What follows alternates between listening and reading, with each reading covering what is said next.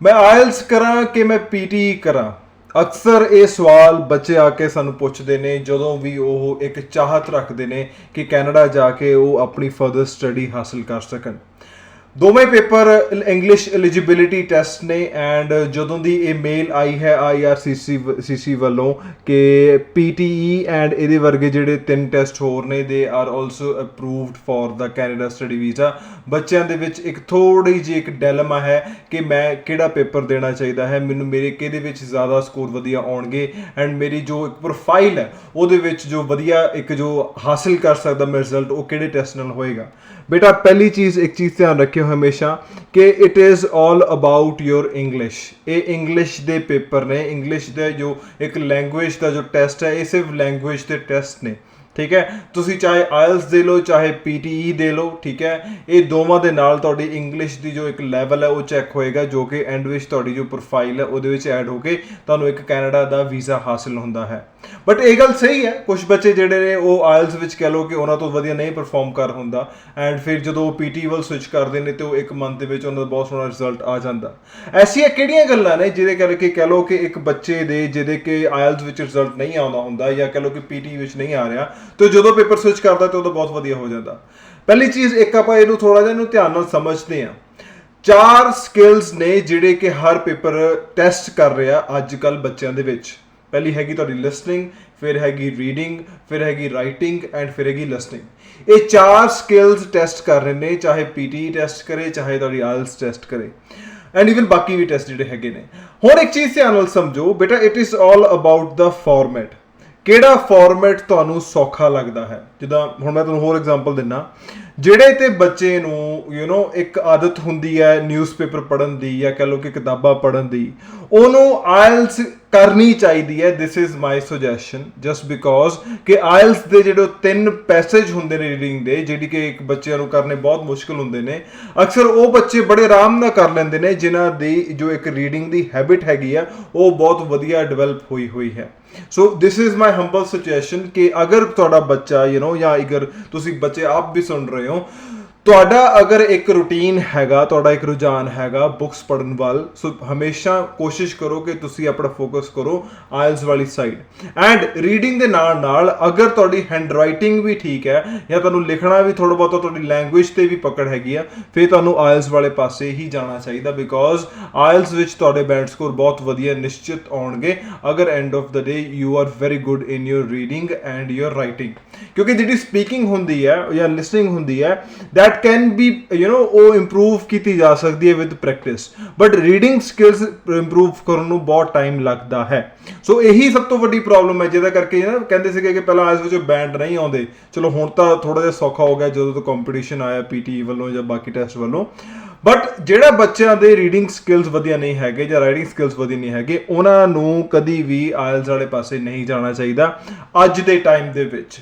If you are not good with your reading and writing ਫਿਰ ਤੁਹਾਨੂੰ ਕੀ ਕਰਨਾ ਚਾਹੀਦਾ ਹੈ। ਵੈਲ ਇਹ ਤੇ ਆ ਕੇ ਬੇਟਾ ਤੁਹਾਡਾ ਸਮਝ ਆਉਂਦਾ ਕਿ ਤੁਹਾਨੂੰ PTE ਵਾਲੇ ਪਾਸੇ ਇੱਕ ਵਾਰੀ ਟਰਾਈ ਕਰਨਾ ਚਾਹੀਦਾ। PTE ਵਾਲੇ ਪਾਸੇ ਕਿਉਂ ਟਰਾਈ ਕਰਨਾ ਚਾਹੀਦਾ, ਮੈਂ ਤੁਹਾਨੂੰ ਬੜਾ ਇੱਕ ਸਿੰਪਲ ਐਗਜ਼ਾਮਪਲ ਦਿੰਦਾ। PTE ਦੀ ਖਾਸੀਅਤ ਕੀ ਹੈ, ਜੇ PTE ਦਾ ਇੱਕ ਜੋ ਸੌਖਾ ਕੰਮ ਕੀ ਹੈ ਦੈਟ ਇਜ਼ ਕਿ ਫॉर एग्जाम्पल आयल्स ਵਿੱਚ 4 ਟੈਸਟ ਹੁੰਦੇ ਨੇ ਨਾ, ਰੀਡਿੰਗ ਲਿਸਨਿੰਗ ਰਾਈਟਿੰਗ ਸਪੀਕਿੰਗ, ਹਰ ਸਕਿੱਲ ਨੂੰ ਵੱਖਰੇ ਢੰਗ ਦੇ ਨਾਲ ਇੱਕ ਉਹਨੂੰ ਧਿਆਨ ਨਾਲ ਦੇਖਿਆ ਜਾਂਦਾ ਤੇ ਪਰਖਿਆ ਜਾਂਦਾ।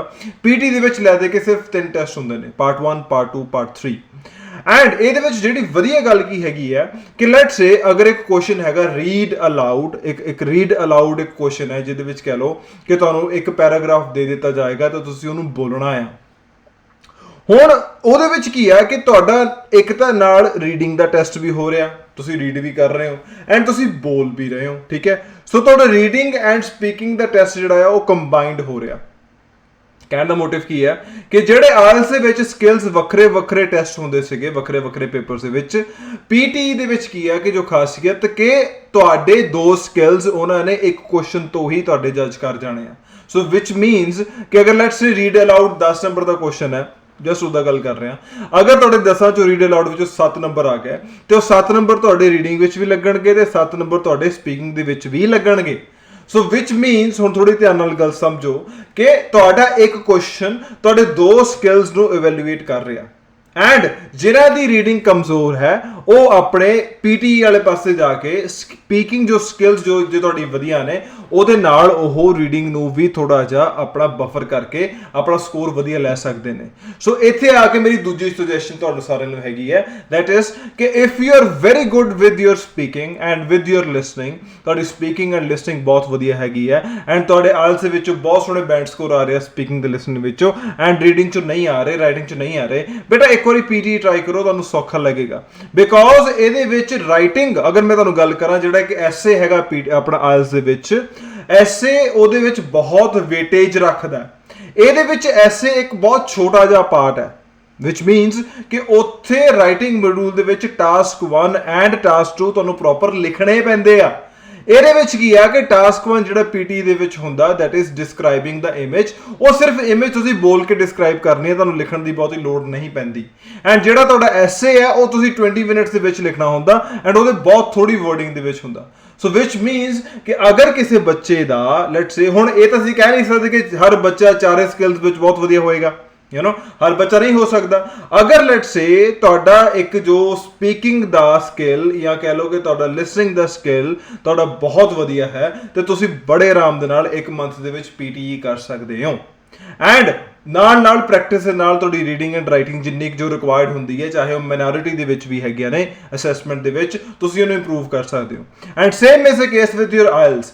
ਐਂਡ ਕੀ ਕਹਿਣ ਦਾ ਮਤਲਬ ਕਿ ਅਗਰ ਆਇਲਸ ਦੇ ਵਿੱਚ ਤੁਹਾਡੇ ਕਹਿ ਲਓ ਕਿ ਤੁਹਾਡੇ listening and your reading and your writing they are good, ਤੁਹਾਨੂੰ ਰੀਡਿੰਗ ਸਕਿੱਲਸ ਤੁਹਾਡੀ ਚੰਗੀਆਂ ਨੇ ਤੇ ਤੁਸੀਂ ਆਇਲਸ ਵਾਲੇ ਪਾਸੇ ਬੜੇ ਆਰਾਮ ਦੇ ਨਾਲ ਬੈਂਡ ਸਕੋਰ ਹਾਸਿਲ ਕਰ ਸਕਦੇ ਹੋ। And to be very frank, ਇੱਕ ਚੀਜ਼ ਹਮੇਸ਼ਾ ਯਾਦ ਰੱਖਿਓ ਬੇਟਾ, both the test and even the other test they all are your English assessment test। ਇਹਨਾਂ ਨੇ ਤੁਹਾਡੇ ਇੰਗਲਿਸ਼ ਦਾ ਲੈਵਲ ਹੀ ਚੈੱਕ ਕਰਨਾ ਹੈ।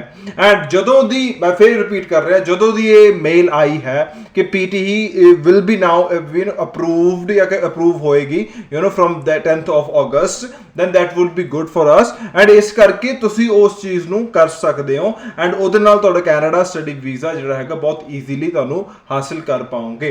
ਐਂਡ ਇੱਕ ਗੱਲ ਹੋਰ, ਜਿਹੜੇ ਬੱਚੇ ਜਨਰਲ ਵਾਲੇ ਨੇ, GT ਵਾਲੇ ਨੇ, ਜਿਹੜੇ ਐਜ਼ ਵਰਕ ਪਰਮਿਟ ਜਾਂ ਜੌਬ ਤੇ ਜਾਣਾ ਚਾਹੁੰਦੇ ਹੋ ਐਂਡ ਉਹ ਆਇਲਸ ਦਾ ਪੇਪਰ ਨਹੀਂ ਦੇਣਾ ਚਾਹੁੰਦੇ, ਬੇਟਾ PTE ਐਸੈਂਸ਼ੀਅਲਸ ਸ਼ੁਰੂ ਹੋ ਰਿਹਾ ਇੱਕ ਪੇਪਰ ਵਿਚ is equivalent to isles journal, ਉਹ ਅਗਲੇ ਸਾਲ ਸ਼ੁਰੂ ਹੋ ਜਾਏਗਾ। ਸੋ ਅਗਲੇ ਸਾਲ ਤੱਕ ਤੁਸੀਂ ਆਇਲਸ ਟਰਾਈ ਕਰ ਸਕਦੇ ਹੋ ਅਗਰ ਕਰਨੀ ਚਾਹੁੰਦੇ ਹੋ। ਅਗਲੇ ਸਾਲ ਤੁਸੀਂ PTE ਐਸੈਂਸ਼ੀਅਲ ਕਰਕੇ ਤੁਸੀਂ ਆਪਣੇ PR ਦੀ ਫਾਈਲ ਵੀ ਲੌਂਚ ਕਰ ਸਕੋਗੇ। ਸੋ ਇਹ ਮੈਂ ਤੁਹਾਨੂੰ ਇੱਕ ਜੋ ਮੇਰੀ ਜੋ ਆਬਜ਼ਰਵੇਸ਼ਨ ਹੈ, ਬਿਕੋਜ਼ ਸਾਡੇ ਕੋਲ ਬੇਟਾ ਦੋਵੇਂ ਤਰ੍ਹਾਂ ਦੇ ਬੱਚੇ ਆਉਂਦੇ ਨੇ ਐਂਡ ਦੋਵਾਂ ਤਰ੍ਹਾਂ ਦੇ ਬੱਚਿਆਂ ਦੇ ਵਿੱਚ ਜੋ ਮੈਨੂੰ ਇੱਕ ਸਿਮਿਲੈਰਿਟੀ ਦਿਖਦੀ ਹੈ ਉਹ ਇਹ ਹੁੰਦੀ ਹੈ ਕਿ ਆਇਲਸ ਵਾਲੇ ਬੱਚਾ ਜਿਹੜਾ ਉਹੀ ਬੱਚਾ ਵਧੀਆ ਸਕੋਰ ਲੈ ਪਾਉਂਦਾ ਜਿਹਦੀ ਰੀਡਿੰਗ ਐਂਡ ਰਾਈਟਿੰਗ ਸਕਿੱਲਸ ਵਧੀਆ ਹੁੰਦੀਆਂ ਨੇ, ਐਂਡ PTE ਵਿੱਚ ਸਕੋਰ ਉਹੀ ਬਹੁਤ ਵਧੀਆ ਲੈ ਪਾਉਂਦਾ ਬੱਚਾ ਜਿਹਦੀ ਲਿਸਨਿੰਗ ਐਂਡ ਸਪੀਕਿੰਗ ਸਕਿੱਲਸ ਬਹੁਤ ਵਧੀਆ ਹੁੰਦੀਆਂ ਨੇ। ਸੋ ਦੋਵਾਂ ਦੇ ਵਿੱਚੋਂ ਜਿਨ੍ਹਾਂ ਦੀਆਂ ਵੀ ਤੁਹਾਡੀਆਂ ਸਕਿੱਲਸ ਵਧੀਆ ਨੇ, ਦ ਕੰਬੀਨੇਸ਼ਨ ਆਫ ਬੋਥ, ਤੁਸੀਂ ਉਸ ਪਾਸੇ ਆਪਣਾ ਕਰ ਸਕਦੇ ਹੋ, ਈਜ਼ੀਲੀ ਚੂਜ਼ ਕਰ ਸਕਦੇ ਹੋ ਕਿ ਤੁਹਾਨੂੰ ਕਿਹੜਾ ਪੇਪਰ ਦੇਣਾ ਚਾਹੀਦਾ ਹੈ। ਬਿਕੋਜ਼ ਐਂਡ ਆਫ ਦ ਡੇ ਸਭ ਦਾ ਮੋਟਿਵ ਤੇ ਇਹੀ ਹੈ ਨਾ, ਜਸਟ ਆਪਣੀ ਲੈਂਗੁਏਜ ਅਸੈਸ ਕਰਾਉਣਾ। ਸੋ ਜਸਟ ਕਮੈਂਟ ਬਾਕਸ ਵਿੱਚ ਦੱਸੋ ਕਿ ਤੁਸੀਂ ਕਿਹੜੇ ਪੇਪਰ ਵੱਲ ਜ਼ਿਆਦਾ ਝੁਕਾਅ ਹੈ ਤੁਹਾਡਾ, ਜੇ ਤੁਹਾਨੂੰ ਲੱਗਦਾ ਕਿ ਤੁਸੀਂ ਕਰ ਸਕਦੇ ਹੋ।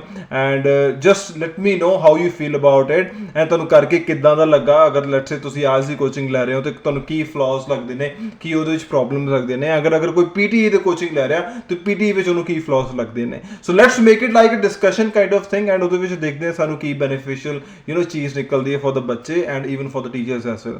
ਸੋ thank you everybody and bless you and let's create a very good platform ਜਿਹਦੇ ਵਿੱਚ ਅਸੀਂ ਕਹ ਲਓ ਕਿ ਸਾਰੀਆਂ ਦੀ ਸਾਰੀ ਚੀਜ਼ਾਂ ਬੱਚੇ ਨੂੰ ਇੱਕ ਇੱਕ ਗਾਈਡੈਂਸ ਦੇ ਰੂਪ ਦੇ ਵਿੱਚ ਇੱਕ ਦੇ ਪਾਈਏ। Thank you everybody, thank you.